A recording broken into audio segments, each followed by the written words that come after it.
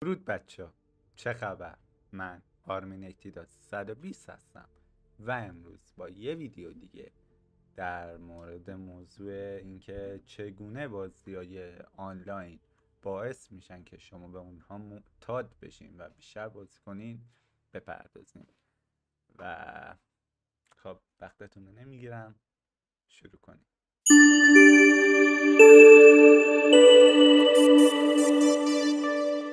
خب دوستان، بازی که میخوایم امروز روش توضیحاتمون رو پیاده کنیم و یه بازی هم که هست که میشه واقعا راحت توضیحات داد، بازی دلتا فورس هستش. و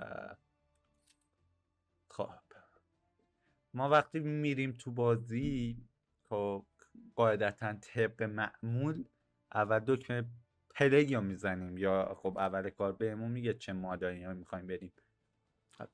منطق میگه که خب ما وارفر رو میریم. چرا؟ چون وارفر بالا سمت چپه و حالا یه سری ممکنه آپریشن رو برن، ولی خب حالا ما احتمال میگیم که شما وارفر رو رفتیم و فرقی هم نمیکنه، فرق آنچنانی نداره در واقع.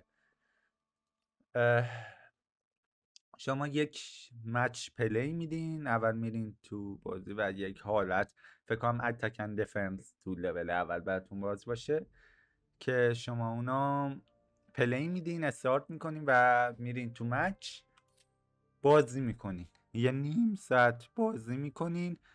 خب بازی یک گیم پلی خوبی داره نسبتاً و چالش برانگیزه حقیقتش، ولی خب شما مچ رو تموم میکنین، میاین آخر مچ که میخواین مثلا ایکس پی ها، رنک ها و لول اپ ها رو بهتون بده، میایم میگه که وارفر لول شما اومده بالا.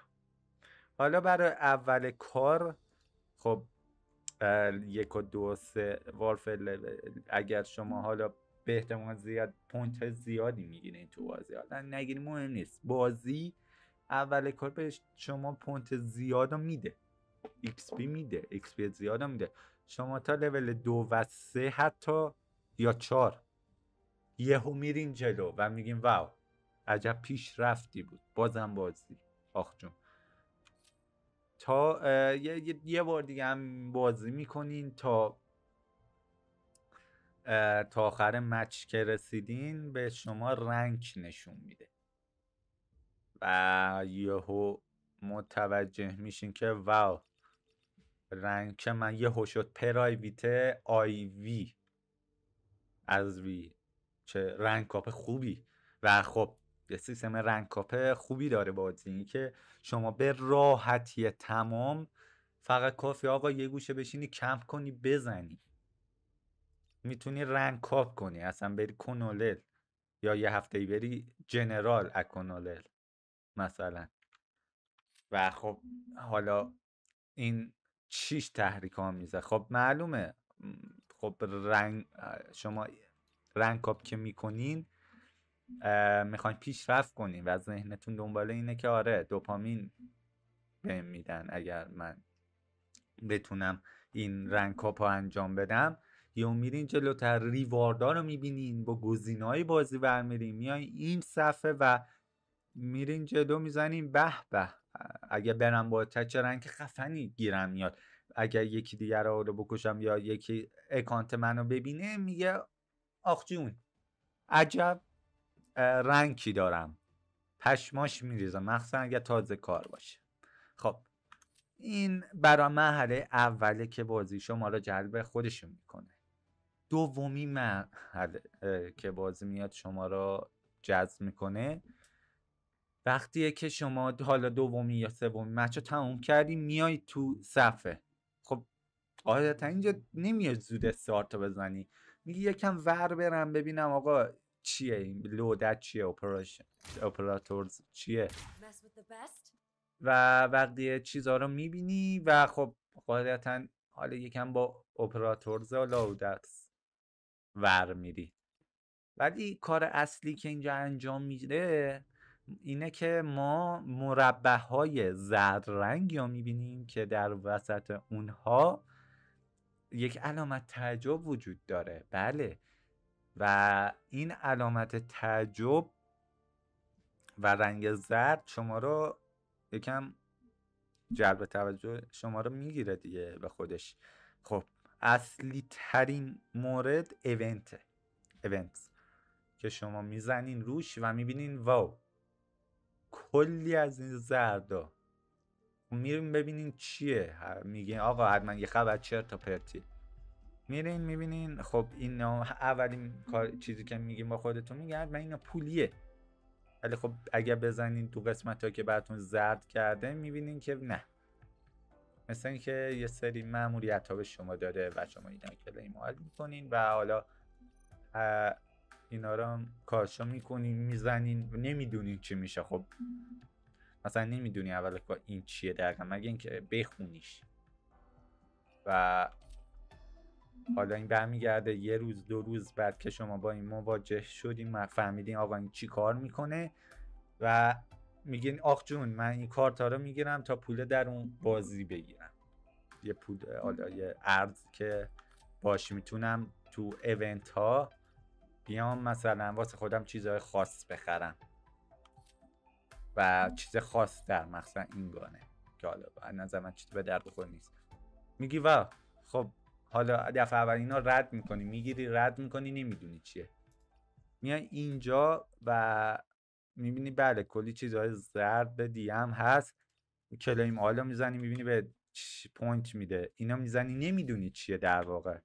این وقتی قراره بفهمی اینا چیه که خب حوصله‌ات سر میره بعد مچ، حالا ممکنه باخته باشی کلافه شده باشی و واقعا به جز بازی کار دیگه ای نداشته باشی و مجبور باشی داخل بازی بمونی، پس مجبوری ور بری با هر گزینه‌ای که هست و شما متوجه میشین که آقا واقعا اینا به چه درد شما میخوره. حالا همه نمیان بخونن آقا اینجا نوشته user to sign for a tactical armament، نمیای بخونی اینا رو. خب میری خودت میبینی مثلا علامت هایی که گذاشته خاصه هایی که داشته. آقا این قسمت ایونت ها بود، جوایز رو میبینی، حالا ممکن زودتر متوجهش بشی ولی خب حالا هرچی که گرفتی یا گرفتی. یه رو که مثلا حوصلت سر میره تو اینا رو هم گرفتی دیگه، الان هیچ خط یعنی مربع زردی وجود نداره. میای مثلا ور میری با منو و خب میزنی توش میگی حتما پولیه، یا میبینی تو ایونت هایی که گرفتی اینا رو هم داری، دلتا تیکت داری، آرک نایت کارت داری و این چیزها رو داری و خب میبینی اینا هم که خب پولیه ولی این یکم جلب توجه میکنه. علامتی که اینجا گذاشته 25 تا کارت با این علامت یکسان هستش، میزنی روش. خب بله تبریک میگم شما یک مورد استثنایی گرفتی، یه موردی که قبلا باید براش پول میدادی ولی خب حالا اگر ایونت انجام بدی یا بازی کنی میتونی چیزی که قرار بوده پول بدی یا مجانی بگیری و بازی بهت میفهمونه که تو باید بازی کنی تا این چیزهای خفن مفن رو بگیری. حتی پول رایج خود بازی هم لازم نیست پول بدی، ارز خود بازی که میتونی پول بدی بگیری، همین دلتا تیکه. به دلتا کوین توجه نکنی، این یه باگه، اینا قاطی میشه، یعنی علامتاش قاطی میشه ولی هر جا زد مثلا حالا هر کدوم از این علامت ها رو زد یکیه منظورش، مگه اینکه تو ایونت باشه ولی تو شاپ یکیه کارش. بعد میای اینجا مثلا میزنی خب متوجه این شدی که آقا 25 از اینو جمع کنی اینو بهت میده. میای اینجا میبینی خب پشمام عجب چیزی، اگر منم مثل اون یه دونه از این کارت رو جمع کنم به من از اینا میده ولی چه جوری نمیدونی، ولی خب بازم دوپامین ترشح میکنی، میگه آخ جون از اینا. حالا میگم اینا باید مثلا پول بدی، پول یعنی همین دلتا تیکت بدی حالا من با 160 تا 100 تا میدی، یه دونه از این کارتا میگیری. این دیگه ایونت نمیخواد، ولی خب میتونی بازی کنی، دلتا تیکت بگیری و بیای اینا رو بخری. چیزی که قرار بوده پول بدی و رایگان برداری، ولی باید بازی کنی. و خب قسمت های دیگه میبینی بله به به از این کیس های داره که شانسی بهت میده و پرایس پول رو نگاه میکنی میبینی چه اسلحه هایی که بهت میده. اینجا حالا میای اینجا میگه آقا من پول ندارم، اینجا زود بی خیال میشی.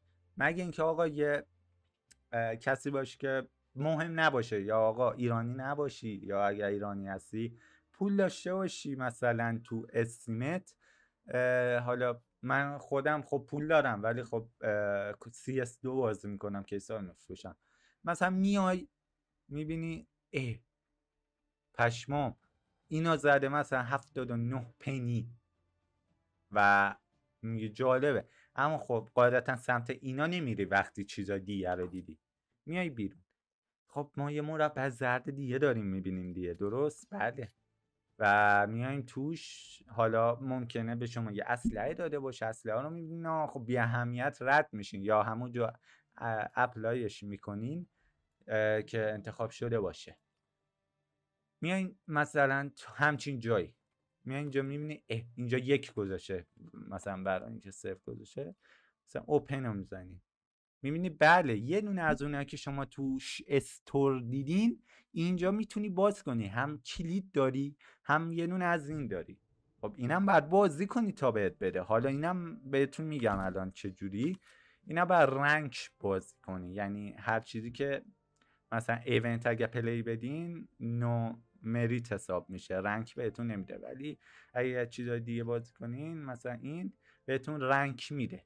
و خب اینم جایزه رنکه که یکی دیگه گزینه‌ای که شما رو بازی میتونه معتاد خودش کنه. خب توضیح داده که اگر مثلا حالا پوینت جمع کنید و اینا، ما بهتون یه سری کیس بریک میدیم و یه سری اگه بیشتر بازی کنی یه کیس های طلایی ماندل بریک میدیم که من ویدیو باز کردن حالا توربریک رو من گذاشتم تو یوتیوبم، حالا دوست داشته باشین میتونین تماشا کنین. و میای اینجا خب متوجه میشیم بله اگه هرچی بیشتر بازی کنین خب ایونت ها رو میرین جلو دیگه و هی جایزه میگیرین، هی از اینا میگیرین، هی میتون خرج کنین. آقا خب پوز بدین، طرفا کشتین مثلا آیتم بگیرین، وقتی میکشین طرفا یک کاستمایزیشن دارین شما که چیز پروفایلتون رو میاره، یعنی اینا برای بازی کنی که کشته شده توسط شما میاره. یا مثلا اگر یاراتون اول بازی داره شروع میشه، یاراتون اینا میبینن که مثلا آره عجب چیز خفنی، آخ جون 50 تا لول وارفر تموم کنم برم اینا بگیرم، مثلا اینا بزن اینجا. یا هی با این چیز یه کمانه برقیه، حالا این یارو لونا بود چی بود، بزنم هی پلیر بکشم.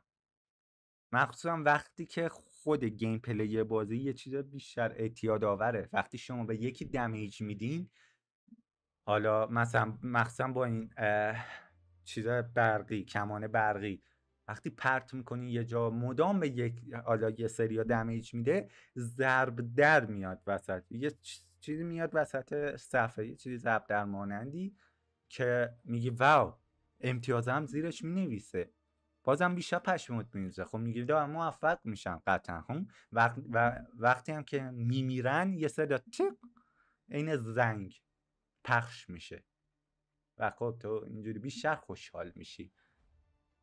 و این یه دایره ایه که تو گیم پلی میاد تو رو معتاد میکنه. حالا اگر شما کسی باشی که آقا بیاد بیشتر مثلا فضولی کنه دیگه تو منوی بازی، مثلا مثل اینا نباشه که بره بازی کنه همینجوری، بیاد مثلا بگه مارکت چیه وقتی استور داریم، میاد ببینه مارکت ایناست و خب میاد ارزا رو میبینه، یه سری ارز داریم،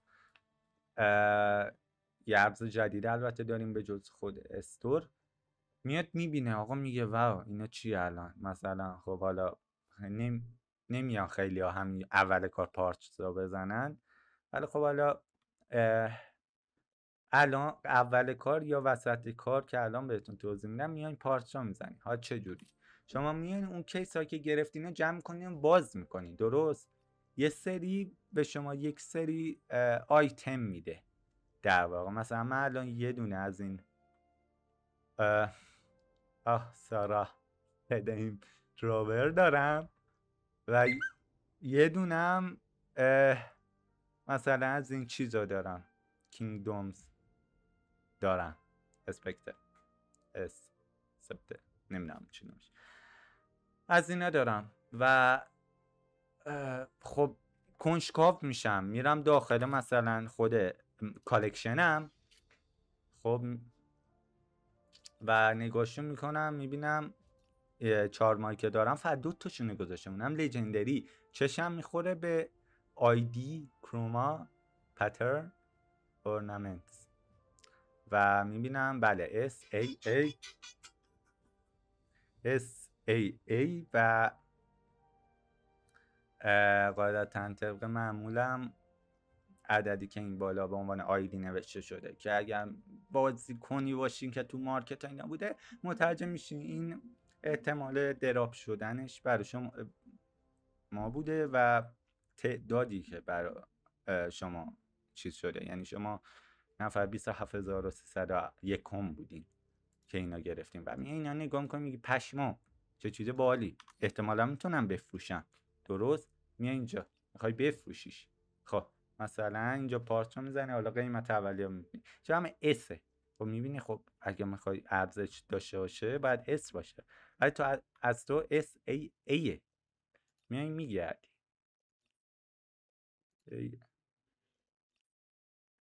اما مثلا همینه، حالا میبینی 250 تا 300 تا قیمت گذاشتن، خب تو میگی این پول به چه دردی میخوره؟ تو اگه بیشتر کنجکاو شده باشی و بتل پسی که اینجا حالا آخر بازی به پوینتشو میده کنجکاو شده باشی میبینی که بله اینا هم به درد استون میخوره هم به درد خرید بتل پس. یه راهکاریه که بازی اومده گذاشته که تو آقا بازی کن، خیلی بازی کن و بیا مفتی اصلا بتل پس بهت بدم. خب و خب شما حالا اگر چند مچ بازی کنیم متوجه میشین که بتل پس به صورت هفتگی یه سری محدودیت داره که تا 150,000 تا پوینت بیشتر به شما نمیده و خب میبینی جایزه‌اش عجب چیز خفنیه، یعنی میزنی خرید. حالا ما کار نداریم اینجا 3 تا گزینه زده، ما مثلا با یکیش کار داریم که زیادم با جزئیات این 3 تا کار نداریم. میبینی 1360 تا اون چارمی که تو داری مثلا 300 تا میصرفه و تو الان مثلا 100 تا از ایونت ها دلتا تیکت یا دلتا کوین به دست آوردی، میگی پشمام من اگر اینو بفروشم و خب مثلا من حالا تا 39 38 اومدم لول بتل پس 38 و خب میتونم بفروشمش و با پولش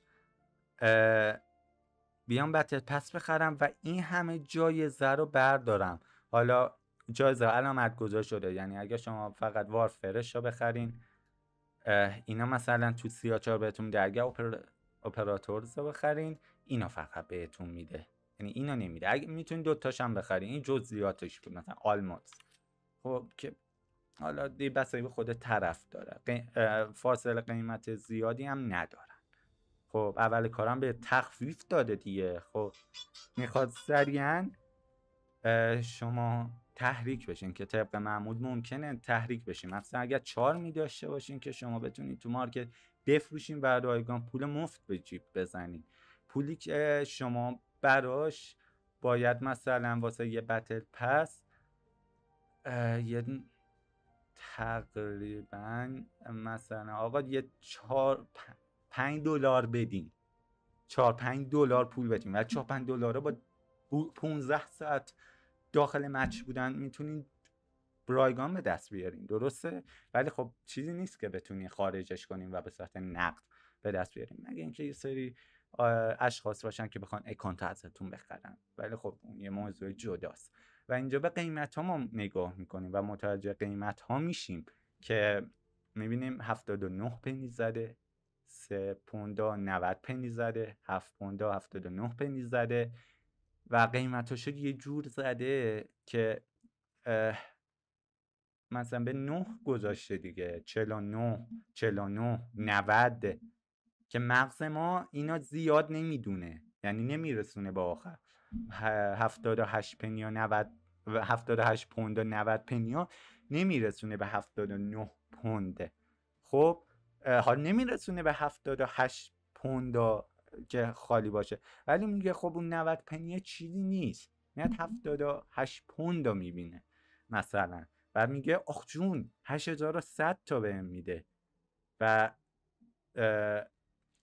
چیز اضافه هم داره توش، 6480 تا مان خودشه، 1620 هم بهم اضافه تر میده.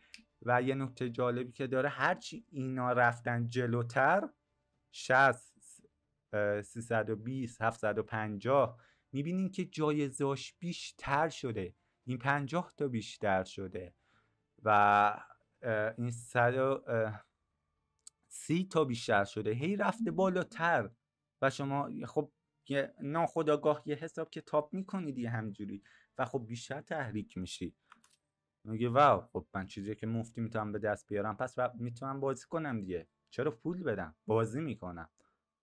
و نکته دیگه هم که هست دوستان در مورد چیز کامیونیتیه که داره، خب بازی شما رو با کامیونیتی یا اجتماع نگه داشته.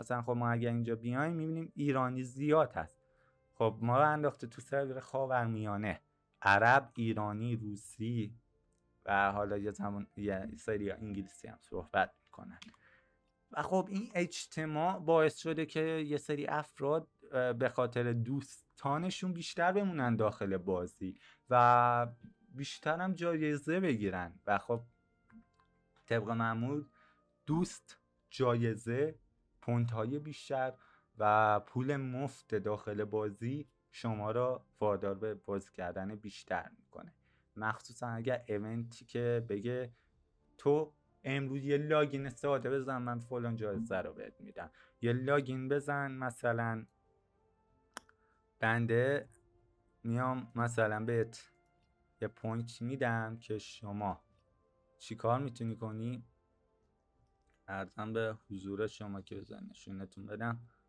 اینجا نیست، نه اینم اکسچنجه،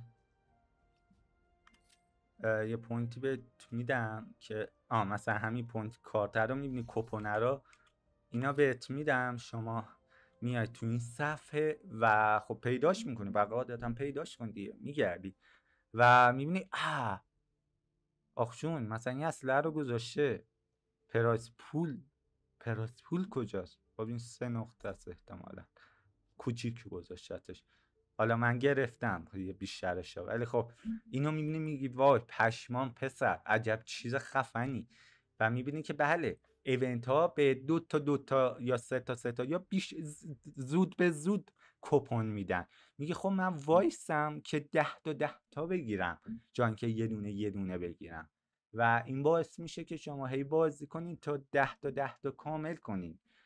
این چیزیه که طبق تجربه ثابت شده، یعنی چیزی که رو من اثر داشته و حالا یه سری چیزی که میتونه شما رو بازی نگه داره، مسئله آرموری، قسمت آرموری است که یه سری چالش به شما میده تا یه سری خرتا پرتا باز کنی، حالا بزن یا آخرش نمیدم مثلا چیز کنم، میگی خب اینا به چه درد میخوره، وسط بازی متوجه میشی. ما مثلا اگر آدم مثل من کمپر و اسنایپر باشین متوجه میشین آقا شما یه دوربین خوب میخوان، یه دوربینی که دشمنو توی محیط با رنگ ثابت نشون بده، درسته؟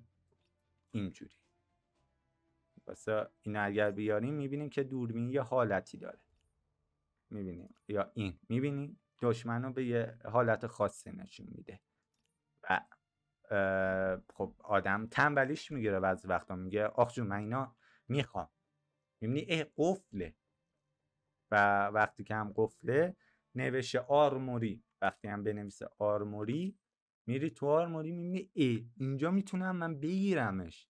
خب میبینی چلنجاش چیه؟ چلنجاش یه چیز ساده است قاعدتا طبق معمول، و یه چیزی که آقا میگه تو برو مثلا پوینت بگیر، پوینتی که تو رو بیشتر اتفاقا تو خود بازی نگه میداره.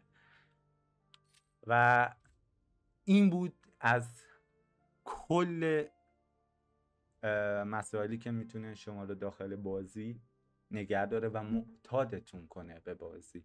من نمیگم که آقا این خوبه یا بده، ولی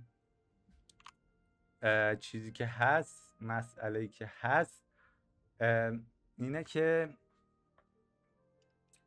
شما وقتی بازی میکنین، وقتی بیش از اندازه بازی میکنین، مخصوصا همچین بازی، خب قاعدتا میبازین، قرار نیست همش ببریم مگه اینکه چیت زده باشی. خب کی میاد چیت بزنه وقتی دنبال امتیاز و پوینت ها ایناست که خب یا بند میشه و همه رو از دست میده و شما هی میبازی و خسته میشی در طول بازی. حالا روزها، ماهها، هفته ها، هر چی بازی میکنی و اگر از حد اندازه بیشتر بازی کنی، حالا هر کی یه اندازه‌ای داره، یکی 10 ساعت بازی میتونه بکنه، مغزش میکشه، یکی 3 ساعت، یکی اصلا 1 ساعت، و شما میبازی، بارها میبازی یا بارها میمیری، یارای نوب داری و این اعصاب شما رو خورد میکنه و چون تو شما خسته هستین تو شما تاثیر میذاره. اما خب میگه آقا گور پدر خستگی، من ایونت رو میخوام، من امتیازها رو میخوام، من تیکت، کپون، اینا رو میخوام